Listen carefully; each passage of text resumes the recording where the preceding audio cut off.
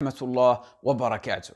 Durant mon cursus en tant que professeur, j'ai pu, walillahi alhamd, enseigner dans différents pays, différents types d'élèves, différentes tranches d'âge aussi. Et je me souviens une fois alors que j'étais enseignant dans le Moyen-Orient, j'avais des élèves de première année préparatoire. Donc pendant que je faisais l'appel des élèves, le nom spécifique d'un élève m'a interpellé.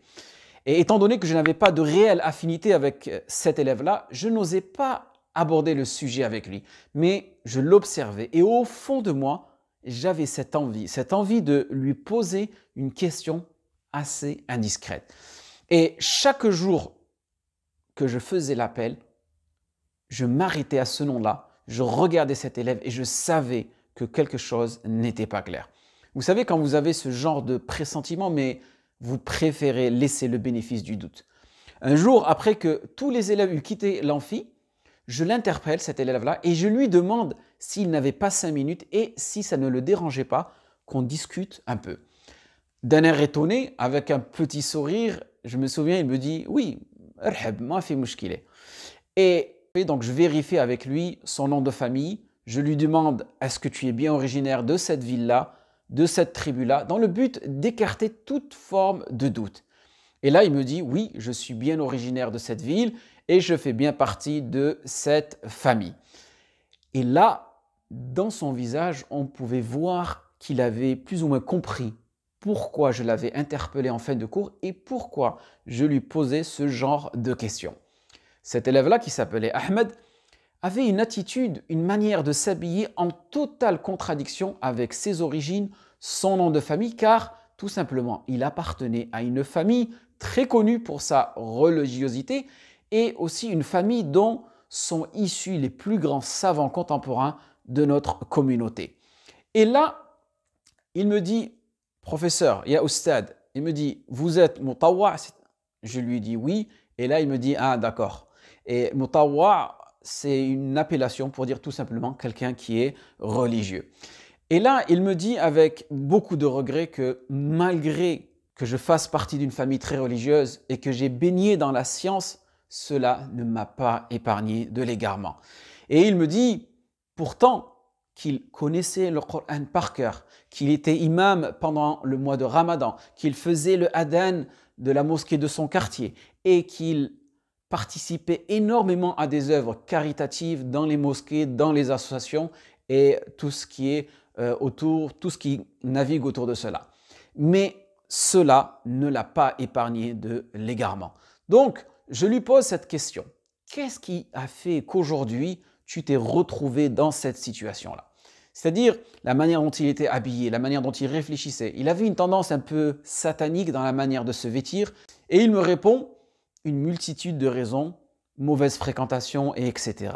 Et en constatant le décalage, l'écart qui a pu se produire, passer d'une personne pieuse, la manière dont il m'a décrite, à une personne perdue, dépaysée, tu sens en réalité que cette personne possédait une certaine lumière et qu'elle l'a finalement perdue, finalement éteinte elle-même. Et tu te sens triste, dégoûté, tu te sens malheureux pour lui. Il possédait une lumière, une guidance que beaucoup de personnes rêveraient avoir, ne serait-ce qu'1% de ce qu'il possédait, et lui malheureusement a tout abandonné. Et pourtant, il est si jeune, à peine 20 ans. Donc, pour en savoir plus, je lui ai posé une question bien précise. Je lui ai demandé quel est le premier péché que tu as commis pour en être arrivé à cette situation. Question pas facile, n'est-ce pas? Il a bien réfléchi et il m'a dit, Oustad, professeur, je pense que le premier péché que j'ai commis, c'est d'avoir écouté de la musique. Et il me dit, depuis ce jour-là, quelque chose a ébranlé, quelque chose a touché mon cœur. Et au fil du temps, j'ai malheureusement habitué mon cœur à cela, en ajoutant bien sûr les mauvaises fréquentations. Et il me dit, après avoir écouté de la musique, j'ai commencé à tout simplement sortir avec des filles, puis je suis tombé dans la fornication, l'iyadu billah, puis dans la cigarette, puis les soirées, puis l'alcool, puis les drogues douces, puis les drogues dures. Et voilà le résultat, où est-ce qu'il en est arrivé? Et il me répond d'un regard embarrassé, gêné, humilié, Allahul Musta'an, qui veut dire en langue arabe, oh Allah, aide-moi à surmonter cette épreuve. Lorsqu'il m'a dit cela, j'ai tout de suite pensé à la parole des salafs qui disait Anna al-ghina ruqyatu zina. La musique est une voie qui amène à la fornication. On l'appelle aussi wa Qur'anu shaitan, c'est-à-dire le livre, les paroles de shaitan. Donc regardez ce jeune dont son cœur était rempli des paroles d'Allah subhanahu wa ta'ala, comment est-ce qu'il a basculé et troqué les paroles du Rahman pour les paroles du shaitan.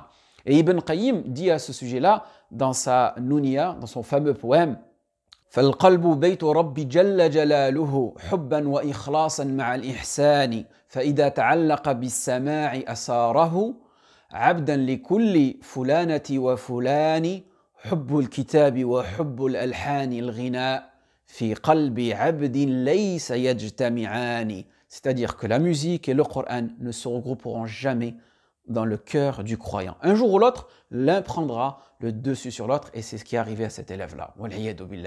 Donc la morale de cette histoire, tu peux être dans l'un des meilleurs des environnements, être issu de l'une des meilleures familles, d'une famille très pieuse, mais un jour ou l'autre, tu peux, nous pouvons basculer. Et c'est pour ça qu'il est important de ne pas dénigrer les petits péchés, car ils sont une porte aux grands péchés. عن أنس كان رسول الله صلى الله عليه وسلم يكثر أن يقول يا مقلب القلوب ثبت قلبي على دينك فقلت يا نبي الله آمنا بك وبما جئت به فهل تخاف علينا؟ قال نعم إن القلوب بين إصبعين من أصابع الله يقلبها كيف يشاء. D'après Anas ibn Malik radiyallahu anhu, le prophète sallallahu alayhi wa sallam, paix et bénédiction soit sur lui, disait fréquemment « Ô toi qui fais tourner les cœurs, affermis mon cœur sur ta religion. » J'ai dit « Ô messager d'Allah, nous avons cru en toi et en ce avec quoi tu es venu.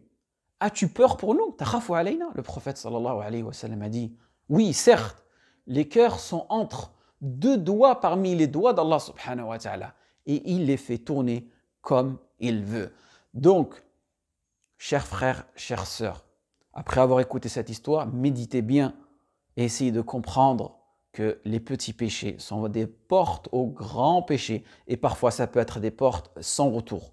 Donc, n'hésitez pas à répéter cette invocation. Ya munqalib al-qulub, thabbit qalbi. Oh Allah subhanahu wa ta'ala, toi qui es le maître des cœurs, affermis mon cœur.